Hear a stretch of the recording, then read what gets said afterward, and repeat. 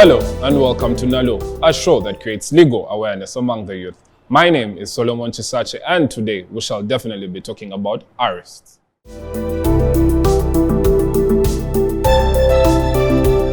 It is most likely that these two items will have an interaction, this and this. And majorly, if you break the laws in this book, you will definitely have this as your new fashion piece, and which will hinder your freedom. The word arrest literally means putting a stop to movement or seizing somebody by the authority of the law. More technically, however, it is defined as the apprehension of a person suspected of criminal activities. According to the Hunted thinker, Ayume Eland author says that arresting a person therefore means interfering with his personal liberty. He further says that according to the Constitution under Article 23, no person shall be deprived of personal liberty. This clause, however, has a number of exceptions in paragraph A to H to this general principle, whereby the law says that in certain circumstances, the state has not only the right but also a duty to interfere with his liberty by causing the arrest and prolonged incarceration of an individual by some lawful authority for purpose of compelling the arrested. However, according to the 2006 Police Act, the police officer may arrest without a court order or warrant any person she or he may have reason to suspect has committed an offense. In contrast, the 1950 Criminal Procedure Act lists different grounds to arrest a person without warrant. But is it still the same case in the 2022 Police Act? While talking to our victim, whose names are withheld, he narrates how he was arrested without a police warrant and the challenges he faced while being arrested for the offense he didn't commit. Well, mine was a case of what I could call the random arrests that were happening during the 2021 election. And then the time after, actually the day we were arrested was the day they announced the president as, the new president. And we were moving home. I was actually with my brother, and randomly we met security people. And all of a sudden they're like, "You guys are the ones who have burnt the road across there," and for God's sake, we were not even connected to it. But we tried to plead with them, but all that fell on deaf ears. They couldn't really give us their ears. We tried to explain they were kind of violent. A few of the boys I met there, random boys, because the only guy I knew was my brother there. The whole point is, at that point, there were random arrests, very many arrests where you found very many youths in prison at police cells, and then all of them were telling you the same story. The arrests at that point were rushed, I could say.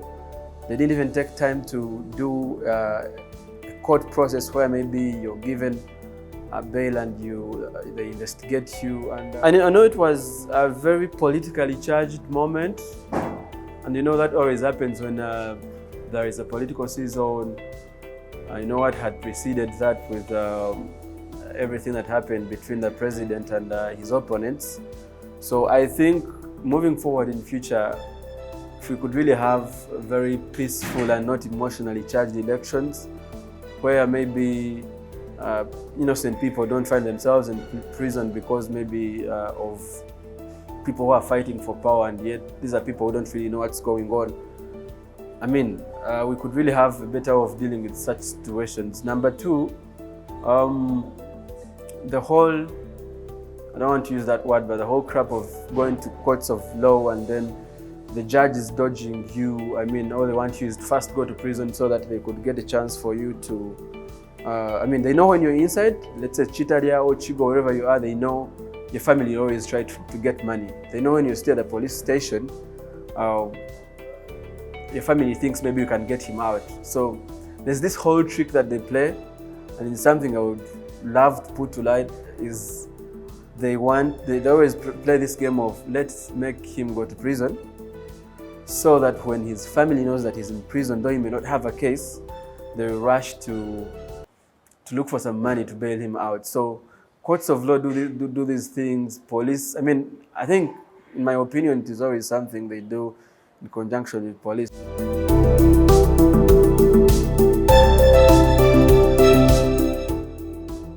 Isn't it interesting that according to the Ugandan law, I could arrest you or you could arrest me?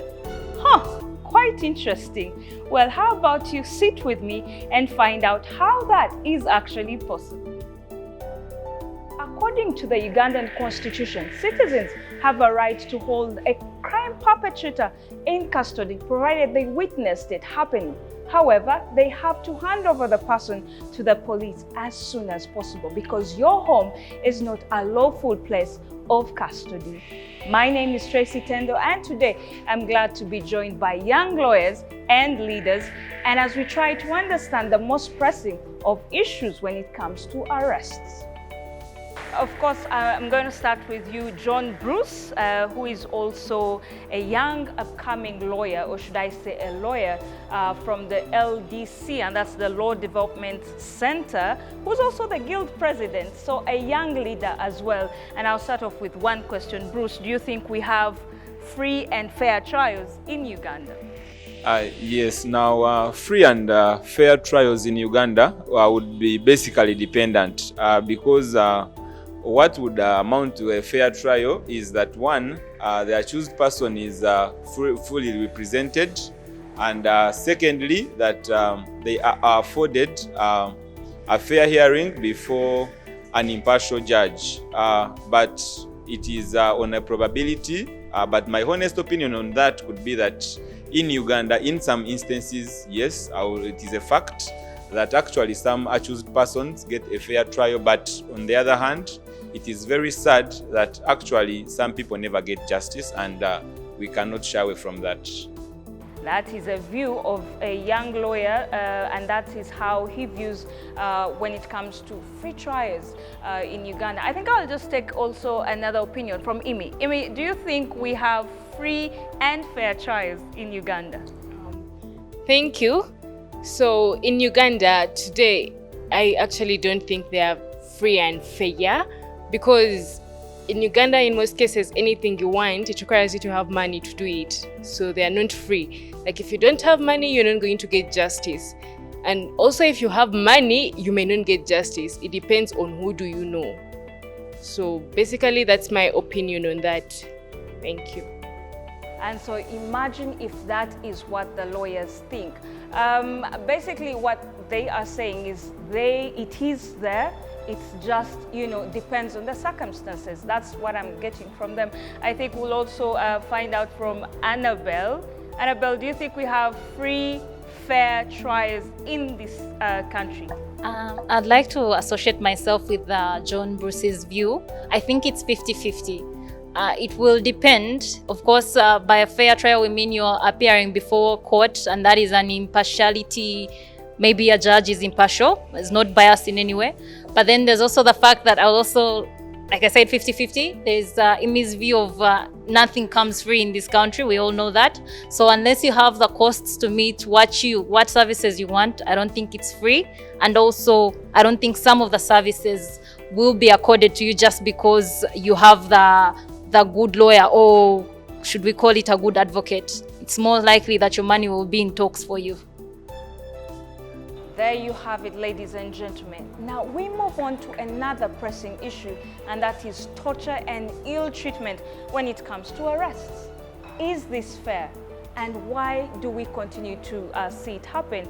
And of course, I'm going to be asking Marvin to help us understand why do we continuously see torture and ill treatment, especially when it comes to, for example, eliciting confessions from our prisoners or the suspects themselves. Why do we continue to see torture and ill treatment when it comes to these prisons? Well, everything has a genesis, first of all. I think we all can fairly appreciate that in Uganda, most of the stuff that happens, be it in the judiciary or any other place, largely has its bearing from the powers that be at the top. So you have the president at the helm of the country, whose theory is violence and nothing else. He has a thesis on violence, so the only thing he understands is what? Is violence. So that explains why when they arrest people, especially if they have some political views that may be disagreeable, that the regime may find disagreeable, you're going to find that in most cases they are going to be tortured. In that, if someone is arrested from the opposition, for example, and they get out without any sign on their body, people are going to ask, but were you really in custody? Were you in detention?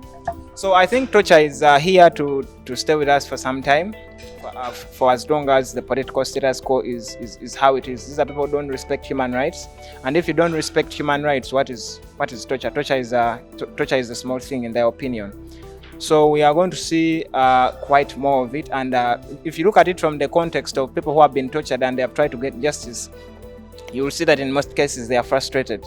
You see, for example, Stella Nyanzi. I'll use the examples that we know that are common. You see Stella Nyanzi complained about being tortured in prison, nothing happened. You will see Honorable Zake complained about being tortured. He reached the extent of suing his torturers. He commenced a private prosecution. The DPP took it and killed it. You will see the president coming and saying, I don't condone torture, but then on another occasion he says his son is there to avenge him, and he makes those comments when it's barely a week when his son is being accused of torturing Kakwenza. So it's not going anywhere. Wow, interesting views. I just have to definitely find out what Edgar Matthews thinks when it comes to torture and ill treatment. This is something that's sort of a growing trend when you look at the justice system here in Uganda. What do you think? I think we are at that point, it's called the melting point, where people are discovering what they're going through. And in Luganda, they like to say, Ensonyi zagwao, that we are no longer we are shameless to say that a person like Kakwenza was tortured, and he has marks that he's going to bear for the rest of his life. And we seem to be okay as a society, as the system. So we are at that melting point, but the problem is what is going to happen next. I'm going to juxtapose what happened here with Kakwenza's torture with what Kurt Zuma, a Western player, just did in London. He kicked his cat, but they've taken away salary for 2 weeks, that is close to 150,000 USD, and they are threatening to chase him away from the club and also culminate into imprisonment because of abusing a cat. Now we have a human being who has been tortured, and it feels like it's okay. He's not the first person to go through these things, and people have talked about it, but it feels like the system is pro, as a gentleman was saying. It feels like there's someone who is supporting indirectly, or people who feel it is okay or it is normal for a human being to be tortured. But until, as people, until we appreciate the sanctity of human life, what a life of an individual means, we're going to be revolving in circles. So we as a people have to appreciate that people are like this, and people are unique, and we have to treat them as the people they are. That is when we shall be able to win this battle. Right, and that is Edgar Matthews Karhanga. You know, arrest is a very, very sensitive subject. And of course, you could say it doesn't concern me until, of course, you fall victim, because it has no bearing whether it's alphabetical order or your nationality. So my last question would be, why do authorities continue to hold someone even when prosecution has failed to produce sufficient evidence to have them, stay in custody? Why do we continuously see this happen? And I'll definitely find out from Isaac, what do you think is the reason why this continues? Why would you continue to hold someone in custody knowing truly well that the evidence adduced is not enough? I'm going to start by agreeing with my colleague, Agambye Ensonyi Zagwao. And in Uganda, especially when it comes to offenses of a political nature, the orders do not come from the police itself as it's situated to do. It does not carry out the investigations it's supposed to, and it has orders from a political force that orders it that these people are supposed to be in prison because it serves their political interests of those in power. So because of this political input into our security system, you can't have arrests going under the law that is prescribed for them, because we have the laws in Uganda. they are provided for. But whether they are followed or not is up to which accountability, which people in power, and these people are not held accountable to anything. So because there's no accountability, you cannot have people feel shame for going against the law because they know they would not be held accountable. As I said, people have been tortured and they have been held in prison for long. But how many of these, after their torture and they are being held in prison, have been what? Successful to prosecute against those people that held them for this illegal time? None. So the law is there, but it's not followed. That is it. Wow. Now I think I'll just make sure that each one of the people that are with me, the youth that are on set with me, the young leaders you see here with me are going to definitely have the opportunity to ask a question. Each one of you has a question for the legal expert that is right here. And so I'll definitely start with Annabelle. When it comes to arrests, and of course you're definitely going to end up, being a lawyer yourself, but you have the opportunity to ask our legal expert one question when it comes to arrests. What would it be? Can it be an opinion?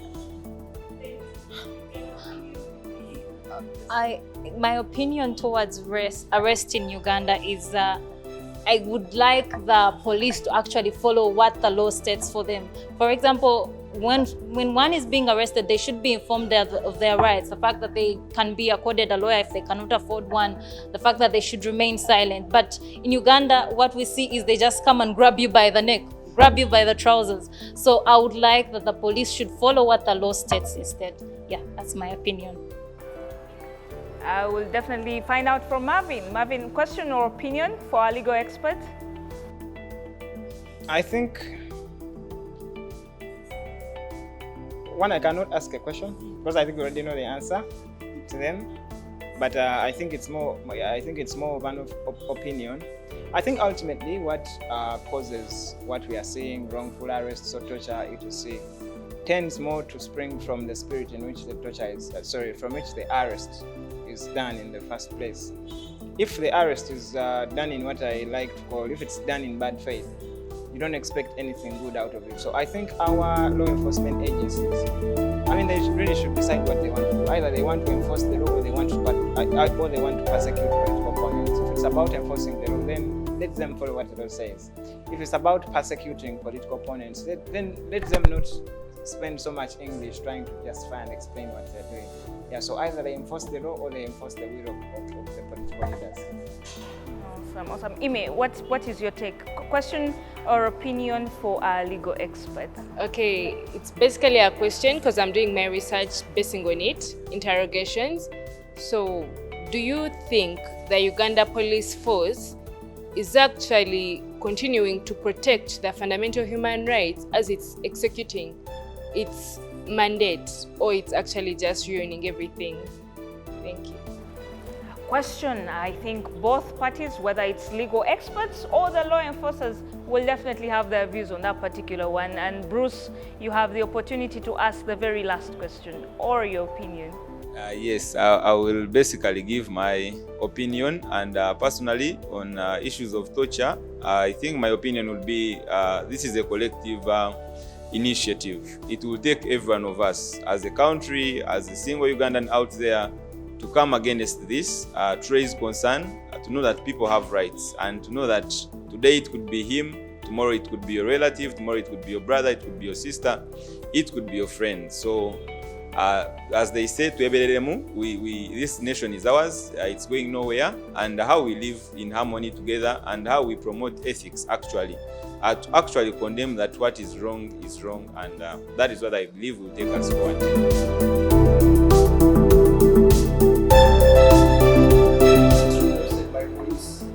The responsibility of the police to keep that person safe, pending investigations, and that's taking them for trial. Okay, so on why would court hold someone even without sufficient evidence?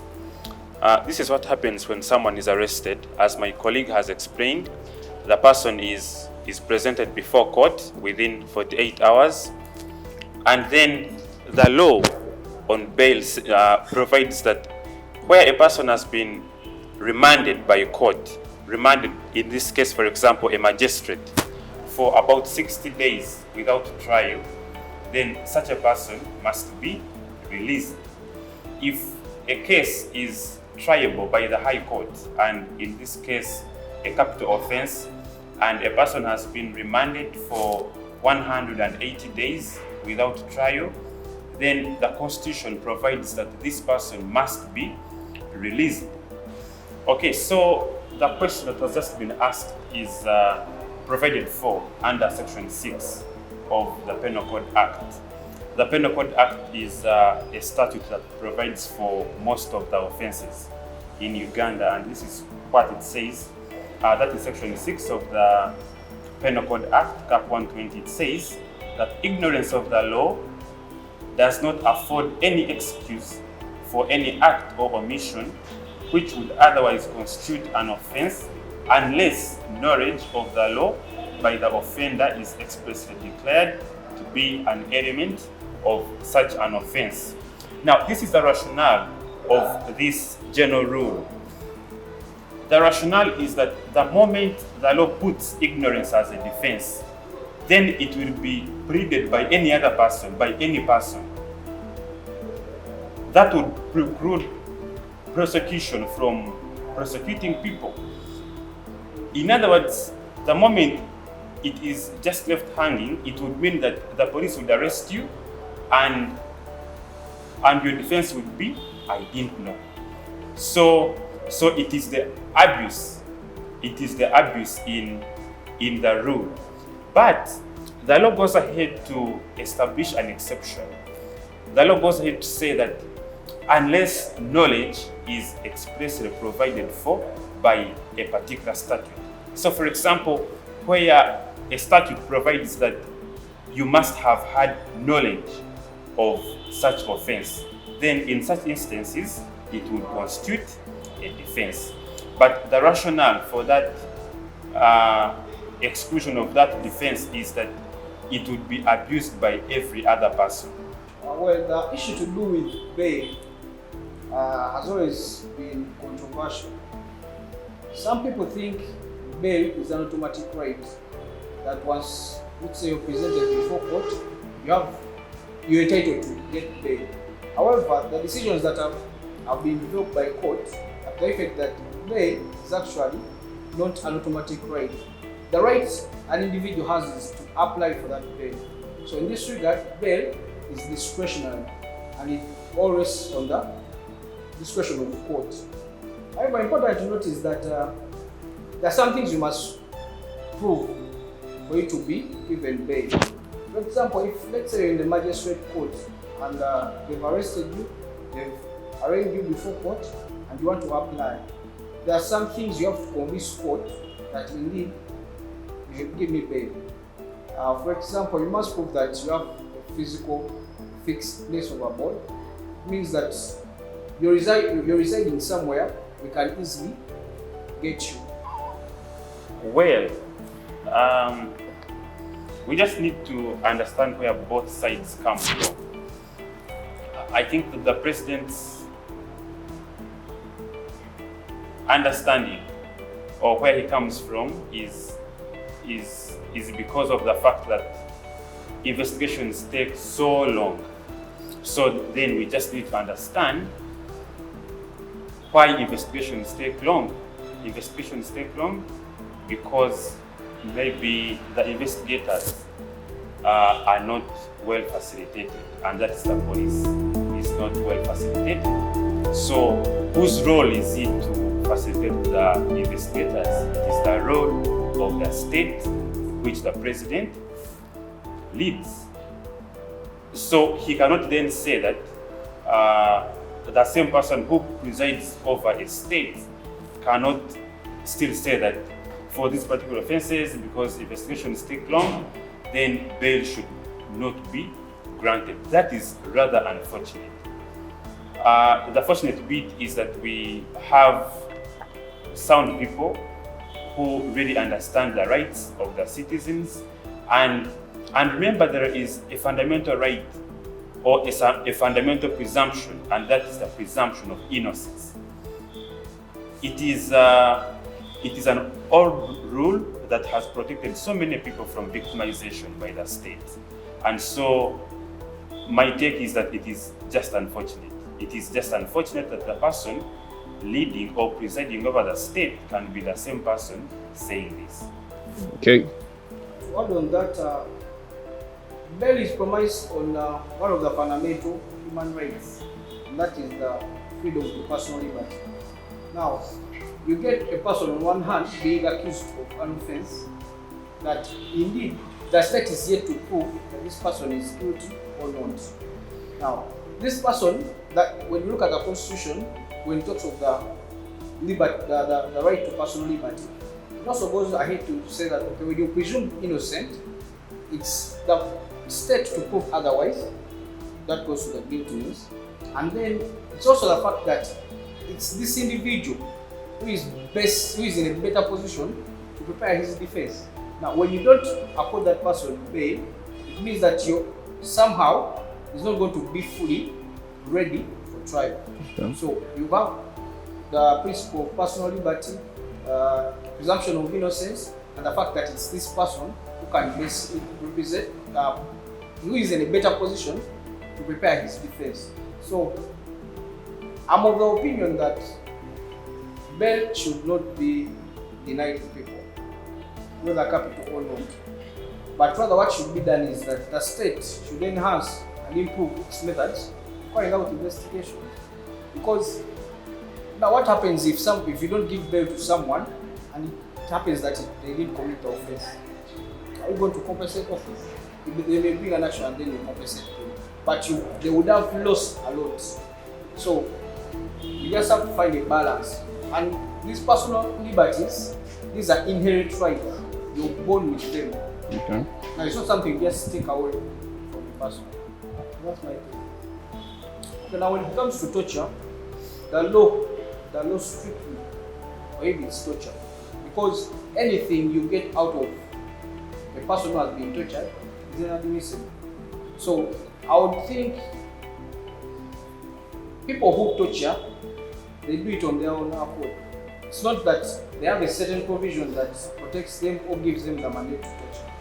So the law strictly prohibits torture with accused people in efforts of getting, let's say, information out of them that can help in their case. Okay. Edgar, would you want to add on that? Yeah, sure. So the Constitution that provides for our rights provides for two types of rights. We have the derogable rights and we have the non-derogable rights.